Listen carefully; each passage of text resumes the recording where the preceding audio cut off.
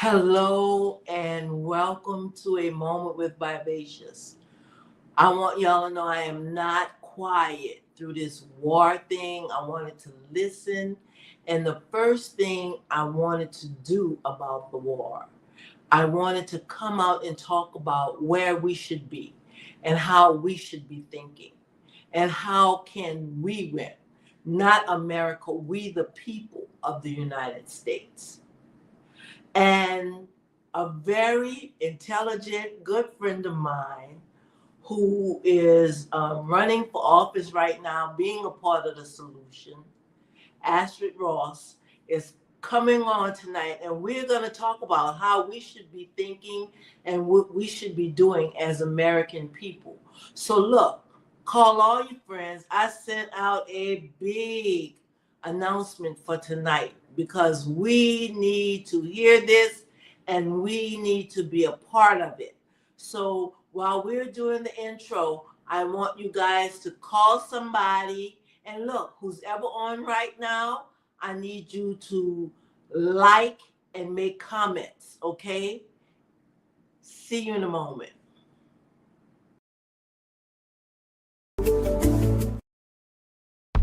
Welcome to A Moment with Vivacious, a freedom ride where we the people gather to build ourselves, our family, our community, and our nation. For the sound of America for Progress has reached critical mass. Understanding that we must put aside our differences to focus on the greater good. This is a place of collaboration to rebuild and restore our nation. Welcome to A Moment with Vivacious. Hello, and we want to welcome our guest tonight, Miss Astrid Ross. Hello, how are you? Hi, how are you, Miss Val? Good, good. I am excited. I am excited about tonight because you know the one thing I'm tired of. I don't want to, even though I sit down and watch what's going on all the time. I don't want to keep talking about it. We know that what's going on is horrible. We know the state of politics today. And you just were an answer to my prayer when you called and said, I'm available. We got to do this. And you're right, we have to do this. So first of all, I would like you to introduce yourself to our guest. Talk about some things. Talk about where you're running, what you're running for, and why you're doing it. Just give us some seed for thought because we have to grow our minds real fast. No problem. Well, good evening, everyone. My name is Astrid Ross. I am first and foremost a mother. I have 5 adult children and 2 grandbabies, which my oldest grandbaby has a birthday here this week. So shout out to Eliana. Happy birthday, Eliana. I have an 11-year-old and a 3-year-old grandson. So as a mother and a grandmother, in my career, I served 30 years in early childhood education. I currently serve as the principal of a private Montessori accredited school in Lilburn, Georgia, City of Knowledge. I've been there for 22 years serving our community. I also am the executive director of the Mental Health Support Network. This labor of love for our was founded by myself and my children in 2020. I'm a suicide loss survivor. My dad was a Vietnam vet that took his own life when I was a baby. And typically, like in the Black community, we don't have the resources or even the knowledge of how to handle such trauma. So what we did is we buried the trauma. And I didn't address that until I first learned about it when I was in my 20s and really didn't do anything until we realized the direction that our children's career paths after graduating high school were going. And I sat my children down in 2020. At that point, we had my oldest daughter who got her doctorate in psychiatric nursing. I have 2 sons with bachelors in psychology. My youngest son is a fireman and paramedic, and my youngest daughter works at a hospital with children with autism, and she's working to become a speech pathologist. So we saw all these kids going into healthcare and behavioral health, and we sat down and wanted to be a part of the solution and not, always the victims of that trauma. So we started a nonprofit called the Mental Health Support Network, and our program Our actual is domestic nonprofit that serves for free through educational programming, advocacy. I also serve as NAMI Gwinnett's advocacy chair. So I'm the one that periodically goes down to the state capitol to talk to legislators about the state of behavioral health in our state, which is horrible. We are at the bottom of the list when it comes to accessibility to healthcare, to behavioral health. We rank 48 out of 50 states. And I always like to, show how did we get to 48? We were 50 before COVID, and Alabama and Texas did worse than us, and that bumped us up. We didn't do a whole lot to raise up on that ranking. So serving in these spaces, with our nonprofit, I also serve as peer support in the only urgent psychiatric clinic in the state of Georgia. It's called Urgent Psych.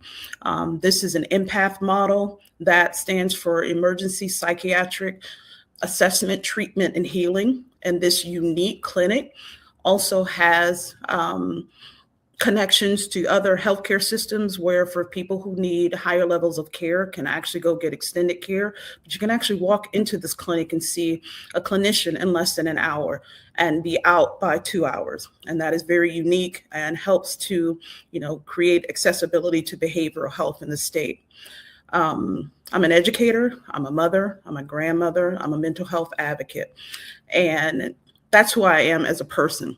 Now, I am running for Georgia State Senate District 7. Woohoo! So excited. I'm so excited because this gives me now an avenue to do the work that we've been doing for quite some time at a higher level for better impacts within the state. It's one thing for us to do food drives and, help the homeless and make an impact on a couple dozen lives or a couple hundred lives per month. But working at that level, now we get to impact everyone in the state. Because in behavioral health right now, the state is struggling. In education, as an educator for over 30 years, we rank 36, I think it was, in the last ranking. We have not updated our QBE formula.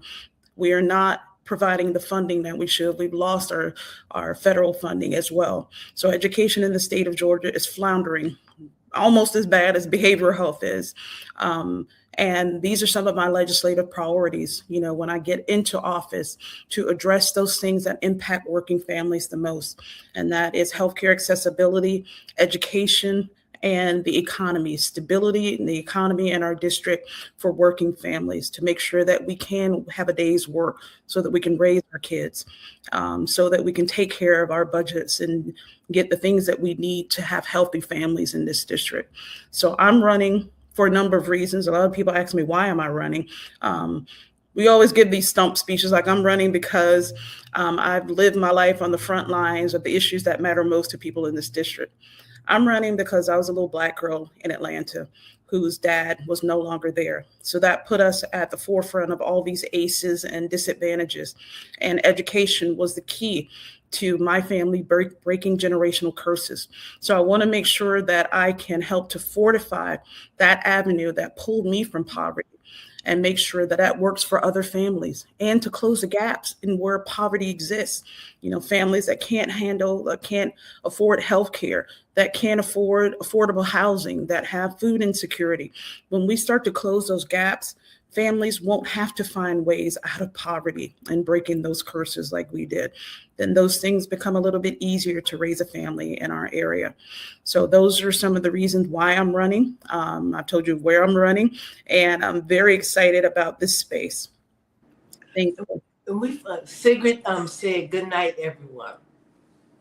We find ourselves, we were both sharing, we were listening in to our gubernatorial candidates. But we have been talking a lot about what's going in the world, and what's going on in the world, and what's going on in the nation, and what's going on in our state, and what's going on in our neighborhoods and families. The foundation of building, what do I want to say? Well, you look, I come on with the intro. Yes. The sound of America for Progress has reached critical mass.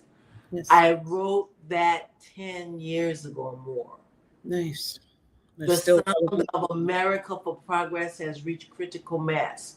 So if that was real 10 years ago, oh my God, today, yeah, how do, this is a big deal for me, Astrid. How do we get better?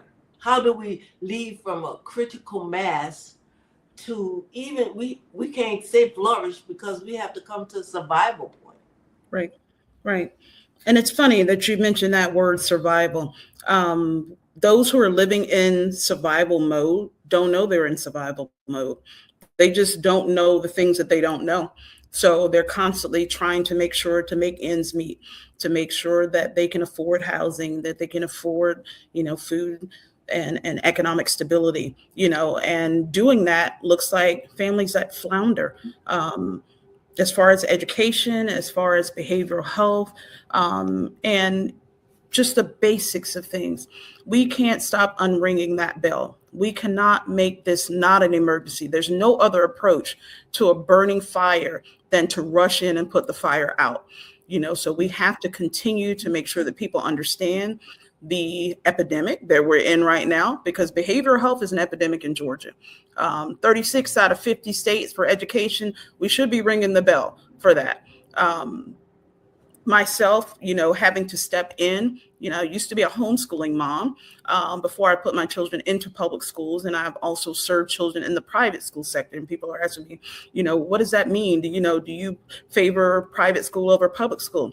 It's like, no. It's funny because you guys can't see it, because there's always been this narrative that we're supposed to pick one or the other. Why not be a child advocate? Why not fund all the spaces where children learn? Why is that not the conversation? Because with families, it doesn't matter whether your child is in public school or private school. Families want to make ends meet. They want to make sure that their children gain the education that the state demands that they get, but they also want to grow up to be productive individuals who now can supersede their parents' efforts. You don't want to give birth to children who now struggle harder than you. You want them, and that's why I'm so proud of my kids. They leveled up for me and dad. So they did better than we were able to do, and that was the entire aim, is to make sure that they had resources and accessibilities that we didn't have. So we need to pay that forward for every family. It shouldn't be just a few families now who don't have to struggle, who don't. We were, for myself, as me and my husband working with 5 children, we still qualified for free and reduced lunch for our kids. So even though we had jobs and we ran businesses, it was still hard for families to make ends meet, at least for our family as well. So making sure that we ring that alarm and say, look, we need to get out of survival mode. We're so used to sitting in that pot boiling. We don't know what it's like to be on the other side of the kitchen, actually conducting the business on top of the stove, because we're in the pot boiling. And that survival mode has to be something that we let people know. Look, you shouldn't have to struggle that hard. You need resources. You need connections to things that make your life a little bit easier. So I don't think there's any way that we can get around, ringing that bell and showing the areas that we need that support in, because for us, we're too used to not having access, not knowing where resources are. And it was funny because you're talking about the gubernatorial debate. I just heard one of the candidates make a comment that was it was like, that was kind of weird. He made a comment, I'm here to solve your problems. I don't know if we need your help solving our problems. And a lot of us don't even know where our problems are. So if we have people outside of our own circles and communities saying that they need to solve our problems, we're in a bigger problem than we could have ever imagined. Because if you don't know what's going on in your house and an outsider says that I need to come and solve your problems, you got a bigger problem than you think. So that alarm needs to be constantly rung. We need to go door to door telling people what these issues are. Your life can be better. This can happen. We're complacent in survival mode. So it's important that we ring that bell as often and as loud as possible. I think some of what happened was we were at a point, even let me say, even at the COVID time, we were at a point where we had begun to build ourselves and build a strong foundation for ourselves. And it was knocked down with COVID. And then we started building up again, and it was knocked down, and it was knocked down. Different things prohibit us from growing. And we ended up thinking what we had would bring us to one level, but it kept us from just falling out. Right. Right. So my thing was a couple of stimulus checks is not going to take us out of generations of poverty. So, the little bit that we did get from our own tax investments into the state was still not enough for a lot of families. Still you had families who had to move around because the housing affordability was is getting ridiculous even back then during the COVID years. Families who had to prioritize eating and having a place to stay, but not health care. Working in the clinic let us know that behavioral health is still something of a luxury and not a right for each individual. You have families that still don't have insurance, that have not met their deductible, that even if they don't have insurance, don't have the amount of money to pay for out-of-pocket expenses. So, living in survival mode means that you sacrifice a lot that some people have, as a luxury. So we need to make sure that we're saying that, and we're saying it loud, and that people realize that there is something that you can get that will give you some relief. And if people are not fighting for that, then we're complacent with survival mode. And one thing I hope people would understand, the stimulus check had nothing to do but with you and what you needed. Right. That was to stimulate the economy of the nation. It didn't do anything for you. One thing they knew was they don't know finances. And I'm talking about us as a people. They don't know finances. They're going to run out and spend every dime. Right. And that's what they wanted it to look like. Something good was happening with the economy, but it wasn't. Well, the stimulus it took our money and threw it, and threw it at us, and because they knew we would throw it right back at them. I'm sorry. Right. And that's true. And really, what it did as well, because we had paused, employments closed, jobs closed, people were at a deficit. So the stimulus check was really anarchy control. We don't need people, in the streets doing whatever, because now they can't. This U.S. experiment now has failed. So that was just enough to control the masses, because a lot of families, including ours, my husband's a barber. There were weeks where he didn't work. So a stimulus check was just enough. And thank God that a lot of these organizations and businesses paused the utility bills and were very, very lenient when it came to that, or we would not have survived that. So a stimulus check wasn't what it was narrated to be. It was something that could have been reproduced 10 times over and still not fill the gap of where we were from the beginning of COVID. So, we'll make the narrative exactly what it is. People like to spin narratives in ways that make them look good. But a stimulus check that was my money anyway. So. Right. And that's one thing. Bringing that up brings me to where we need to be with the understanding dollars, understanding finances, also with understanding mental health. We still have that, oh no, I don't want no mental health. No, no. But most of us, like I was talking to you the other day, sitting in the jail on any given day, at least 1/3 of the people that's coming to jail have to be redirected to mental health. And this is not just counseling, where if you had an issue and you got counseling, it could help redirect your life. This is where you may need some medicine. You just can't cope with the simple things of life. Right. And so if we could get rid of the stigma and reach out for help. Can you talk about that some, please? Oh, yeah, I do more than talk about it. I wrote a book about it. I have a book on Amazon called Crazy. And that book deals just with that. It deals with the stigma of mental health, why a lot of families of disenfranchised communities, those who struggle the most, I was told to pick a struggle. I'm Black, I'm a woman, who wanted me to be the suicide girl? Pick a struggle, go get educated and rise up above it. But guess what? Trauma follows us. So being able to have the conversations is one of the reasons why we started our mental health nonprofit. And this is one of the things that I put even in my mission statement. We are going and we're looking to popularize, normalize, and glamorize. And I take that as, and I'm going to trademark before people steal it, P&G. Popularize, normalize, and glamorize mental health and wellness for everyone. And that's important to understand. We use this term mental health, which in the clinical sense is behavioral health, but we never attach, because behavioral health can be horrible.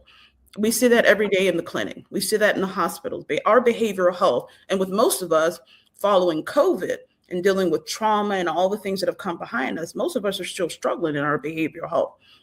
But we never think about the wellness aspect. What does it mean to have good behavioral health?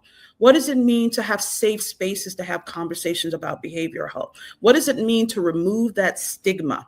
Because every community has a stigma. Now, I'll say that because I think I'm an expert when it comes to cultures. For the past, I'm a Black girl from Atlanta, but I have been serving different communities for the close to 30 years. And I can tell you the stigmas in the Iraqi community. I can tell you the mental health stigmas in the Pakistani community. I can tell you in the Iranian community. I can tell you in the Afghani community. I can tell you in the Ghanaian community. I can tell you. So every community has something, some barrier that we have either in our culture, negative in our culture, that makes us feel like, for me as a Black woman, Black people don't go to therapy. That's a stigma. That's a barrier to accessibility. That's one of those things where we're just going to take it as a negative and we're just going to run with it and accept it as a norm. So stigmas have to be fought. And every community needs to stand up and find out where that stigma is. In the clinic, I was just talking to someone in our community that's from the Pakistani community. And they were like, you cannot let people know you're going to the hospital for behavioral health. They look at that and look down on people and look at them as if, they've been cursed or something is negative attached to their family. That's a huge stigma to break past if you have a behavioral health diagnosis to go get help. You got to jump over that. And we all have our own implicit biases and our own stigmas to ourselves. And I see that as a peer. When I work in the clinic and a patient comes in to see a clinician, they also come and talk to me as a peer with lived experience. And then we talk about everything else outside of the clinical conversation. I talk about, what your support system looks like. How is your diet? Are you sleeping? When I talk to people about everything else outside of their diagnosis and medicine, then you see where these stigmas exist. We're like, yeah, I didn't really want to come in. I tried to commit suicide this morning and, my husband told me that I needed to come in. And, so the stigma is, we don't realize how deep and embedded those stigmas are that create those barriers to care, even amongst ourselves. So we need to start creating, and this is part of the mission of our nonprofit, is to create safe spaces. I wrote that book and a few others. I have some children's books that are mental health themed to teach children now stigma-free language of how to talk about how they feel, how to live with their emotions. We don't tell people how to feel. We tell them now how to process their feelings into behaviors, and that's what behavioral health is. So, giving people safe spaces to talk, learning the vocabulary for being able to say that something is wrong. That's another problem. We get to the doctor and we still don't want to talk, or we don't know what to say. I had a woman that came into the clinic and she sat in that waiting room 20 minutes arguing, I don't need therapy. I just need someone to talk to. I don't want therapy. I don't want a counselor. I just want help. So getting even the language of knowing, what am I supposed to say when I finally get myself to the help? Bringing a horse to water is one thing, but if the horse don't know how to drink, it could die right there on the side of the pond, die of thirst. So it's a lot that we need to do in our own communities. We don't need anybody showing up for us. We need to learn these tools so that we can do it ourselves. And it starts with the individual into their families and broadens outward. And talking it through can make such a difference. I had a lady today that came in and she said, Oh, they just brought me in here. Look, that old officer, she was all upset just because I was acting belligerent in the office, blah, blah, blah, blah. But my son, blah, blah, blah, blah. I said, but look, you can't go to schools acting like that anymore. So much is happening in schools. And unfortunately, and for us, and I relate to it as a black woman. So I said us as black women. I don't have the experience you have. Our I'm still a emotions, black woman in all these spaces. but you I'm may still that black know woman. other people who deal with this. Right. I said sometimes we're going through so much. Our emotions are the last part of us that we discipline Yes. because it's such a release of everything else we grow. But we must learn how to discipline our emotions. Yes. And she and I had a little talk because I had a moment. It was at the end of my day. And I think that helped her to understand. This lady had a master's degree. I see PhDs come through and they're in Yeah. crisis. You see doctors, dentists, psychiatrists who have psychiatrists. So, if you have a brain, you're not exempt from needing mental health and wellness. It doesn't matter about your Sometimes race, your you just have to ethnicity, look or at your yourself. I'm sorry. Sometimes you just have to. Counseling is good to help you look at yourself to see where I can do this better. Because most people, they're going to blame the whole world about everything and not look to see um, what they could do better. right. Another thing I want to talk about before I get back to the main thing I wanted to talk about is how children are fighting their parents and sending them to jail. Where have we lost that? What in the world? I see that more and more and more. Children will fight their parents, and then the parents have to come to jail. Now, Well, that goes back to, that's a big issue because I'm 55, I'll be 56 this year. There are things that we didn't do with adults back in the day, so to speak. So even, with us raising our kids, we had different methodologies, of how we're going to raise our kids. I'm from the old school black community where we didn't test our elders.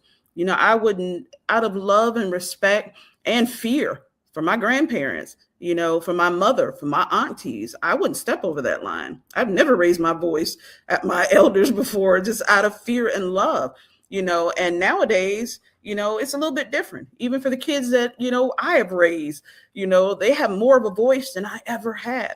So that has to always be tempered with, yes, you want to now give your kids a voice and give them collaboration, but a parent is a parent. As an educator for the past 30 years, kids don't have the brain capacity to make certain decisions, and parents need to make sure we can give birth to our friends, and like I said, I ain't your little friend, but I need to be strong enough to make the decisions and say the things that are necessary to keep you safe, to help raise you to a functioning and productive adult. And again, that just shows that what we're looking at right now, because we're coming from broken families. And these broken families are now using their trauma, using their lack of parenting skills now to raise a whole generation of children now who have more disciplinary records than I've ever seen in schools ever before. It used to be where you could never see people get called to the office or get expelled or suspended. That is a norm now. These kids are acting out, in the schools. They are telling their parents what they will and will not do. And it is becoming an issue that stems from parenting or and lack thereof. and I can see it because when people will come into when I did mental health crisis and when I do corrections, these grown people, sometimes I just sit back and say, Lord, what is wrong with our people? Well, Not that our I'm people the are only victims. ones, We're but victims. I'm Yeah. not saying I don't care about other people. But I don't want to fix somebody else before I fix mine, and I don't have to explain that. Right. But I would really like to see, like one guy, he said He acting the fool, always having to be in lockdown. I said, don't you know the judge is going to see every time? This was a while ago at another jail. That the judge is going to see every time you had to come be locked down. He going to see you move. And then he said, oh, the judge, you know, I got mental. I said, the judge know the difference between mental and you just acting up. He knows the difference between mental and behavior. And every time you had to move because you were doing something that your mental health did not cause you, if you're not in crisis, why are you acting up? Right. Right. Right. And so much like we were talking about the other night, so much has become normal that's not normal to us. Right. Right. How, and I know this is a big question, how do we get our society to understand that? What is the norm? What is normal? Well, Because this crazy stuff ain't. right. That's a big question because I don't, as an educator, I don't like the word norm, because we use it a lot. We use it a lot. We use norm referencing. We use what's normal in the classroom. We use what's normal when it comes to data and assessments. We use that, but on 8 billion people, what would we consider normal? Or what would we consider abnormal? And that's basically things that we can look at that function. So things that don't function, we would look at them as abnormal. But like you just said about parenting, if now the norm is a lack of parenting, then we need to get back to the conversation about functionality. So if it's working, because if you're able to do the things you need to do, kids are able to navigate that space, parents are able to do what they need to do, then things may become a new norm. But if it's not, if it's dysfunctional, sometimes dysfunction is the norm. And that's what we're seeing a lot of, especially in our communities. We're seeing the dysfunction being the norm. But guess what? That's also tied to you. It's also tied to economic data. So if you have families that are constantly in survival mode, that are not making their ends meet, dysfunction is the rule of the day. If you don't know where your food is going to come from, it's going to be abnormal. If you don't know if you're moving house to house or living out of a hotel, if you only have one parent, if your parents are dealing with drug abuse, all those adverse childhood experiences, if you're living in those populations, then that is normal. That is normal. I didn't know being poor and unhoused was not the norm because it was normal for us. It was normal for us not to have what we needed. So we need to start talking about functionality. And even in all of these areas where we see these problems, and it as a nurse, it always goes back to behavioral health. When it comes to the criminal justice system, even during COVID, I reached out to our local sheriff and talked to him about, what does Gwinnett County's behavioral health footprint look like? Because we saw that he had just created a mental health task force. So, he informed us that, about 25 to 30% of all of their 911 calls are behavioral health related. But guess what? The systems are still broken. We passed a law, a state law, put into law, HB 1013, which became the mental health parity bill. Part of that bill spoke towards if someone was in a behavioral health crisis and they were committing a misdemeanor and were arrested, that they would be redirected to a medical response and not a criminal response, depending on the type of activity that was going on. So we need to identify where those gaps are, where those things that are not working, and come up with solutions. But we got to talk about what's working and what's not working, because dysfunction can be the norm. And we can just all get to the point, because 2020 was abnormal and we all lived through the abnormal, So now looking through that as trauma informed people, we have to look now, what we used to say, getting back to normal, getting back to what we had before.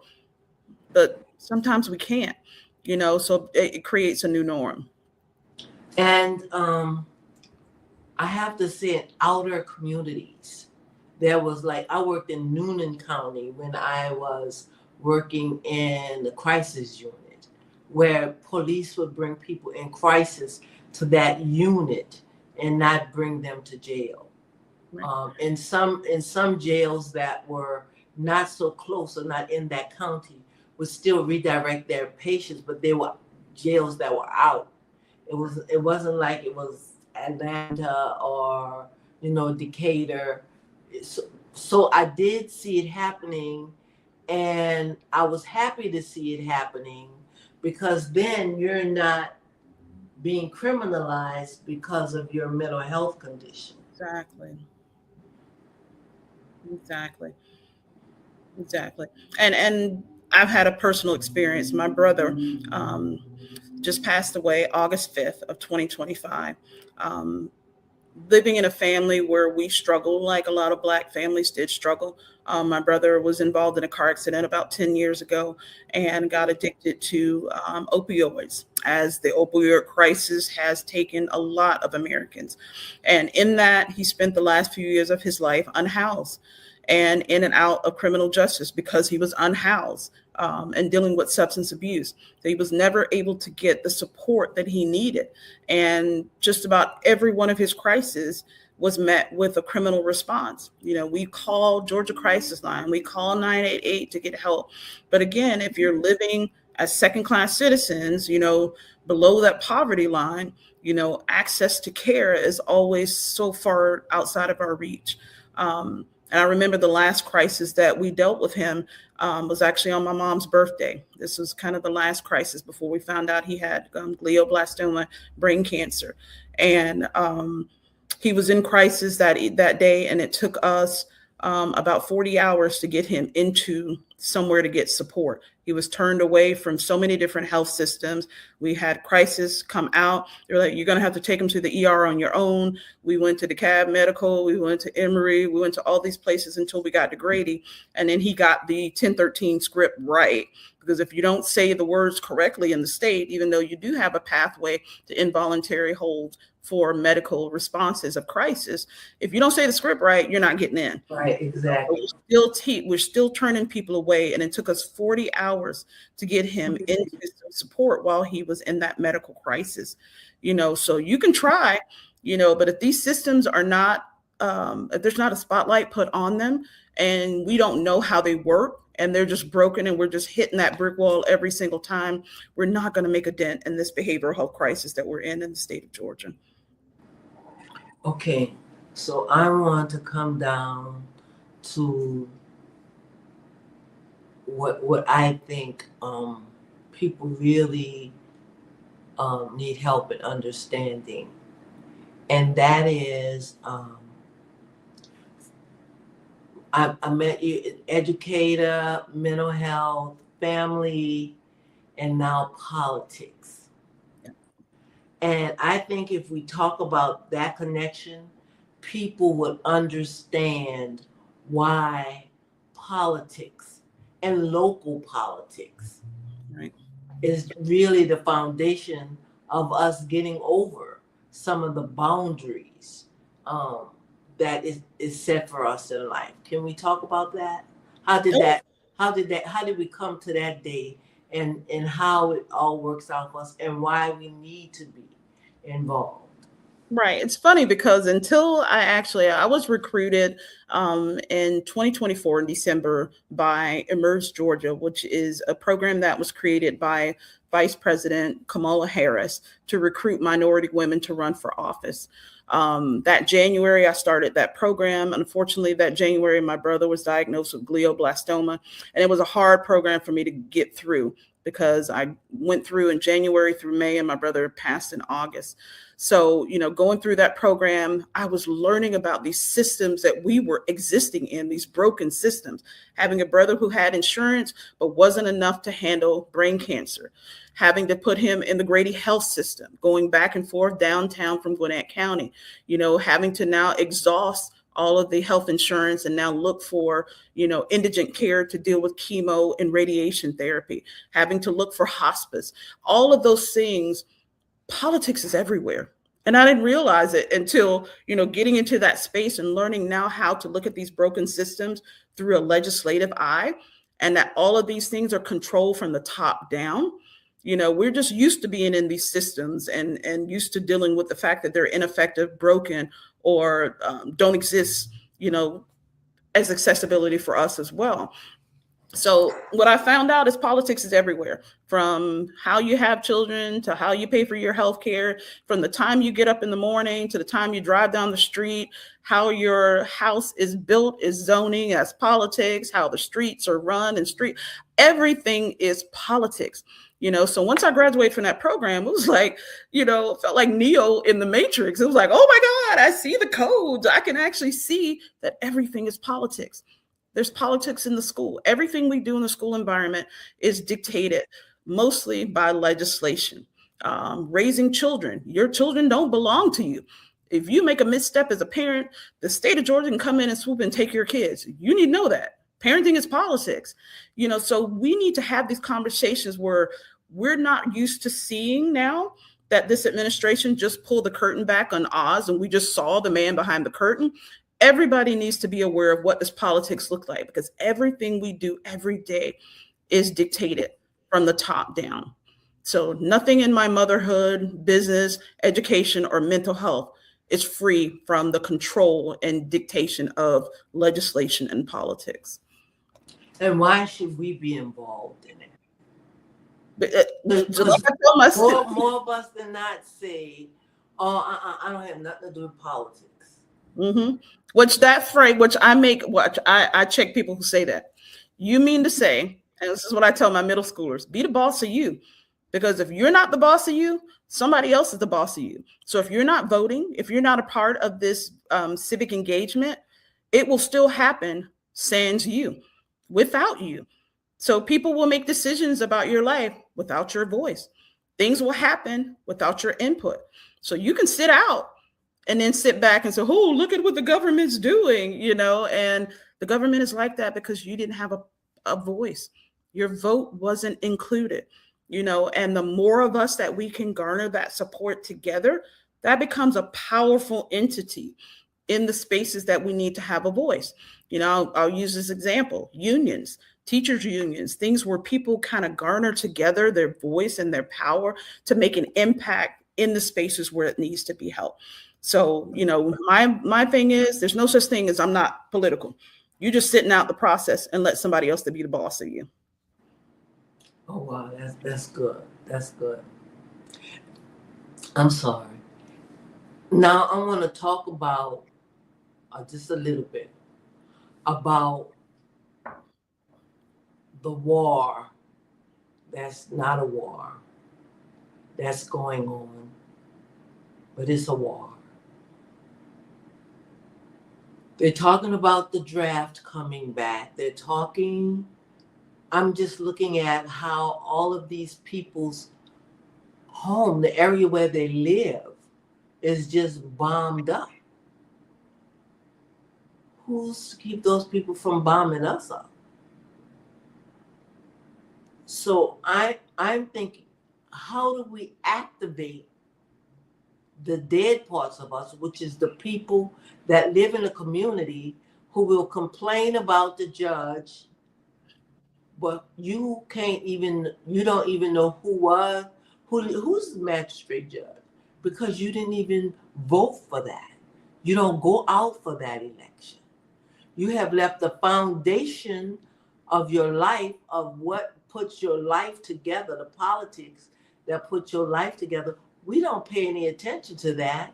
And then we have this person up here, because we have all of these people down here who's supposed to be our connection that makes sure we have a voice and we're seeing up there. So now we find ourselves.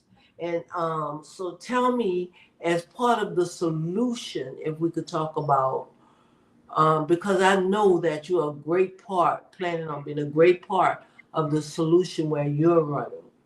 But everybody that listens, we have people in Texas and different states. So that listens to Vivacious Speak. So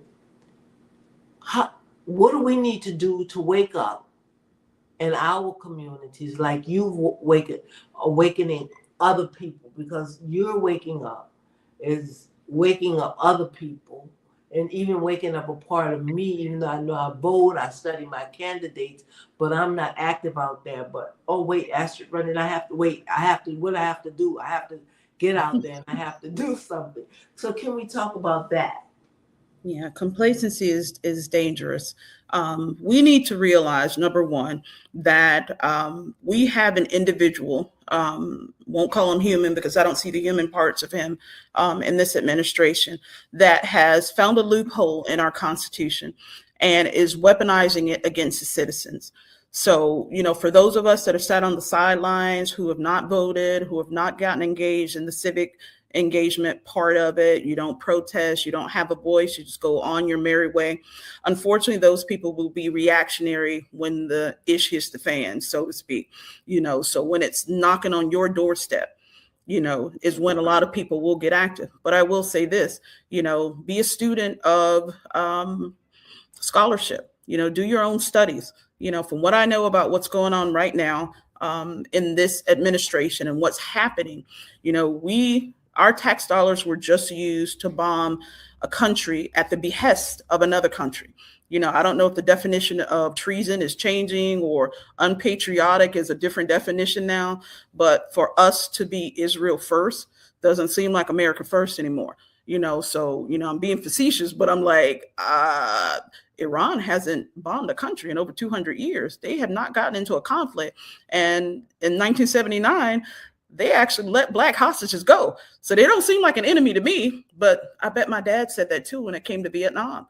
Just as Cassius Clay said, ain't no Viet Cong ever did nothing to me, so I won't fight your war.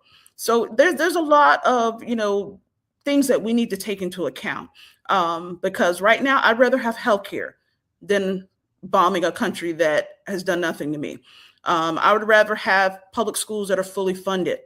I would rather have economic stability in our communities, because we got the money, even in the state, we had money to fill the gap in mental health, but our governor sat on it. He sat on that money. We had a surplus since COVID. We got money. So it's never a thing that we don't have it. It's just not being used for us. We're not that important. And that's for those people who are sitting on your hands because you don't get involved in the process. You don't show up. You don't get a say in it. So all those resources get diverted back to the people who show up, the people who have a voice. And most times it's not our community.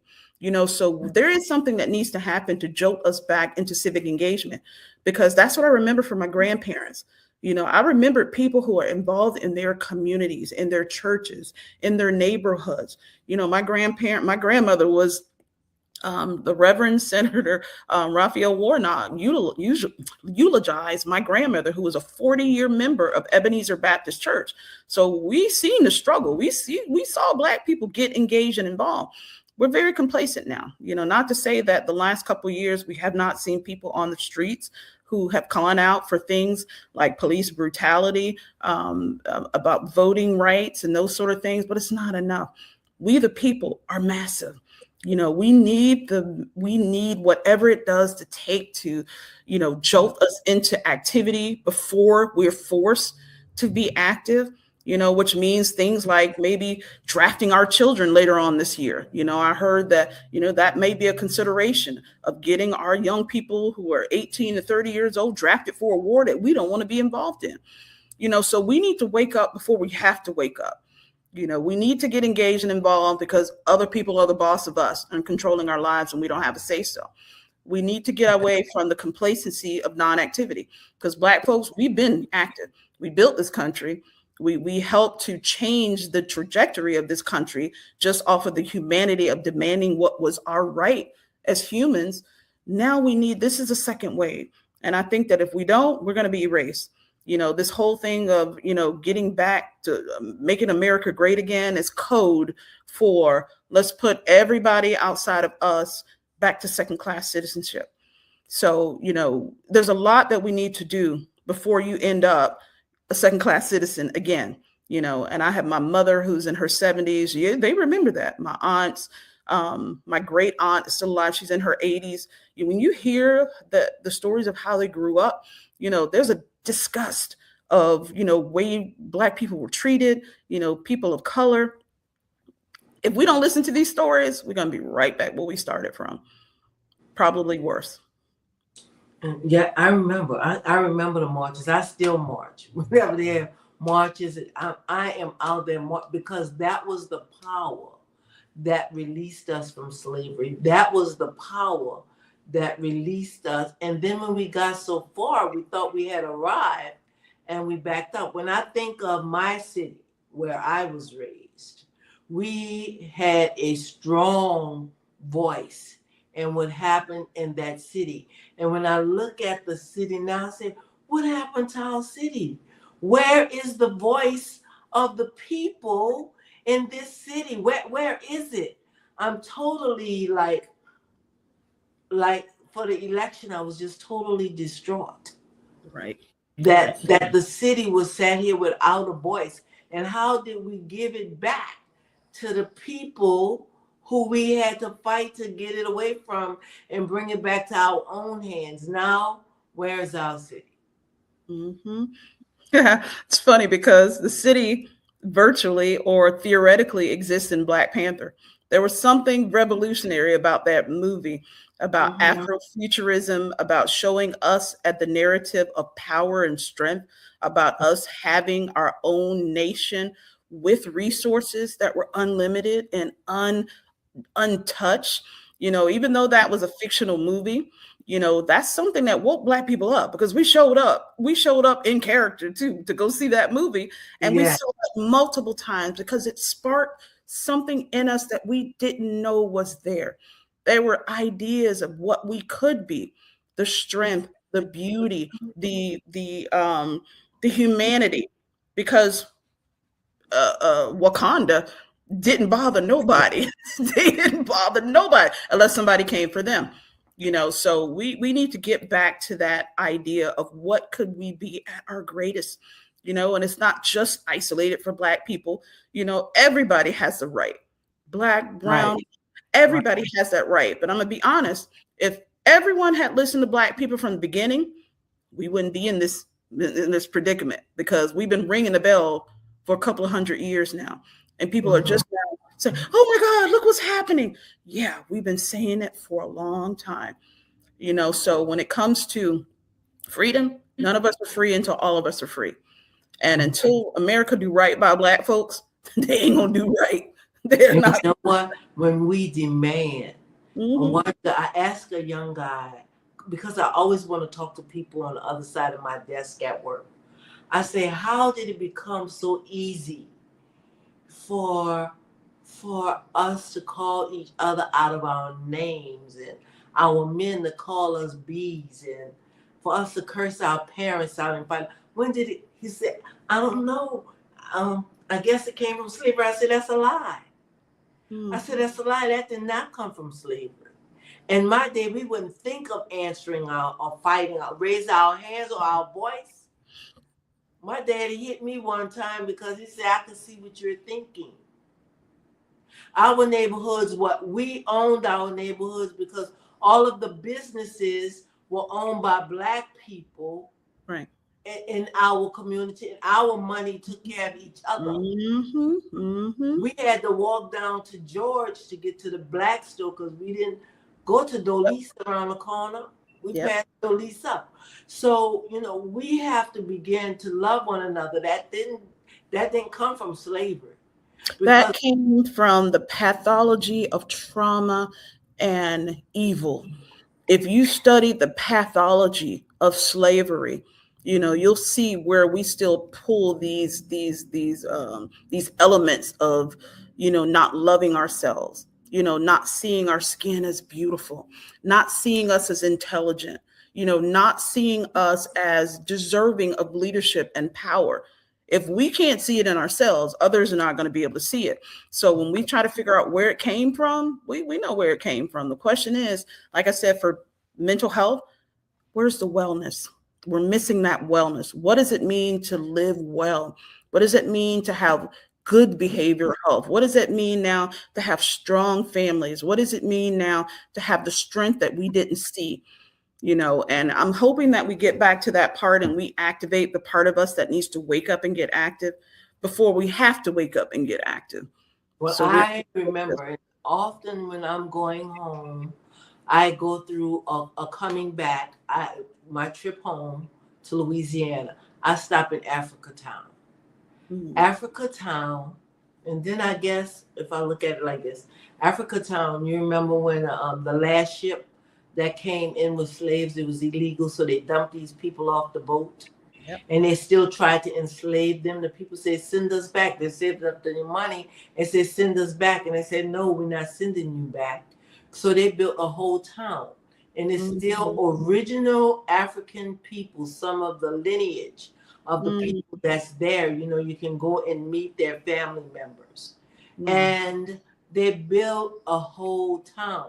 Like the Lower Ninth Ward was educated people, people who raised families, owned their own homes. And this was in the 1960s, 70s. Mm. Later it became, as we grew up and moved up and moved the money out and allowed other people to come in and take over the businesses. Then we didn't. Then we lost the power of our neighborhood. Right. So Right. we had our own St. David. We had our own credit union. All the children we had, they taught us how to have our savings account at the credit union. I remember when I started working in high school, my aunt took me down to open a bank account at Hibernia Bank. And we have to come back to these things. Yes. Yes. We have to come back to these things, taking care of ourselves. Yep. Going back to healthcare, financial literacy, ethnic pride. People Yeah. are still in this thing of, why y'all still fighting? Because y'all there, y'all made it. Hmm. When I look back at families and I make a comparison, we're still dealing with the generational curses. We Yes. still lead when it comes to lack of accessibility to healthcare. We're still at the bottom of the barrel when it comes to economic development. Black and brown people are still struggling. So it may seem that we made a leg up, but there's no equity and equality for all of us. And I don't want just a little bit of bread and circuses to keep me quiet for a couple of generations. I want what I came here for. And that is what I see everybody else having access to be able to raise a family without struggling, being able to have those things that are currently a luxury be a right for us, and to be Mhm. able to speak towards what others need so that we can take care of each other. So that's imperative. I'm so glad that you're here tonight. Can you leave us with something that will help us build strong and hear where we should hear and move and do in politics? Could you help us, please? Absolutely. And I'm going to use this dirty 4 letter word, woke. Y'all need to wake up. Y'all need to wake up. They use this as a dirty word. Woke is not a dirty word. Wake up to who's running your government. Wake up to who's the boss of you. Wake up, since you're not using your vote and your voice, to who is controlling your life without your say so. So, woke is the 4 letter word from the principal, the early childhood educator, WOKE. Wake up. May 19th is a primary in Gwinnett County for our Senate district race. There are plenty of other races that will also primary on that day. So, in the next 69 days, as of today, we got about 69 days until the primary. We need you to wake up. We need you to get on some of these websites and figure out who's running, who's going to be representing in these spaces, and vote them in, because these are your fighters. I just got into the ring and I became a fighter. I have a wonderful coach, but I'm a fighter. I'm in the ring and I'm ready to fight for those people because people fought for me. In order for me to get to the space where I am, we had to claw and fight and educate and hold it down and, do the most so that we can get here. And now I'm ready to do that. I've raised my kids. I've got grandkids. I got tons of energy left, and now I'm ready to fight for you. So I need you guys to wake up, put us where we need to be, because whether you want to fight or not, I'm going to do the fighting for you. Thank you so much. And one more thing I need you to do is, could you say the name of your books that people, especially the ones for children, that people can find on Amazon? Yes, you can actually search my name, put my name into the search bar, Astrid, Astrid, last name Ross, Ross. I currently have 5 books on Amazon. 3 of them are geared towards early childhood for children. They're picture books that talk about emotions, Rainbow in the Clouds, Zamina's Anxiety About Ramadan, and Ahmed's Calm Cloud. I also wrote a book about, and this is geared towards high schoolers, and they have lesson plans to go with them, and it's called Escape Velocity. And my last book is Crazy. Crazy is an adult for grown folks. This is our conversation about the stigma of behavioral health nationwide. So put my name in the search bar, Astrid Ross, and all of my books will come up. There's even, you can even download the books as well. And remember to go out and vote, Astrid Ross. Astrid for Georgia. Astrid, the number 4, Georgia spelled out. AstridForGeorgia.org. And I'm running for Georgia Senate District 7. And read all about her and look for some of those qualities in the people that's running in your district, in your city, in your state. Know your judge, know your sheriff, because that's who our children are going to be running into, and that's who we run into. Mm-hmm. Absolutely. Thank you so much. Thank you so much. Thank you.